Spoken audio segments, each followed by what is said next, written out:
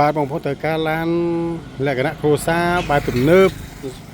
សំចៃកម្លាំងខ្លាំងជាបានគ្នាច្រើនអាចមកមើលប្រភេទ Kia Carnival បាន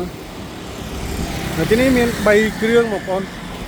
មាន4គ្រឿងទាំង012មួយគ្រឿងទៀតហើយ012នៅក្រោយអញ្ចឹងបងប្អូនត្រូវការប្រភេទឡានស្អាត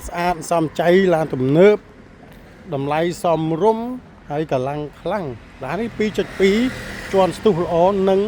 ជិះផ្លូវលបឿនលឿនអីគឺនឹងស្អាតធ្ងន់ហើយហាប់ណែតជើងក្រោមគឺហាប់តម្លៃធូរឡាននេះ5ម៉ាស៊ុតបងប្អូនហើយ11កៅអីដឹកបានគ្នា10នាក់ឡើងបងប្អូនគឺសំចៃជាងជីវគេច្រើនជាលក្ខណៈគ្រួសារទៅដើរលេងដំណើរកម្សាន្តអីគឺស័ក្តិសមបំផុតហើយតម្លៃក៏ធូរដែរបងប្អូន016ត្រឹម19ជាងហ៎019 20ស្ដើងហើយ018ស្លាកលេខនេះឈ្មោះ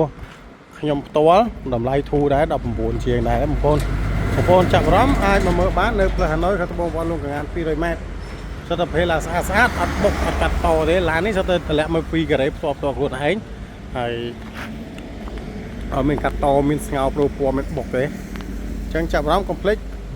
ខលមកលេខ069 81 7785 088 54 44 205ឡានសុភេទទំនើប option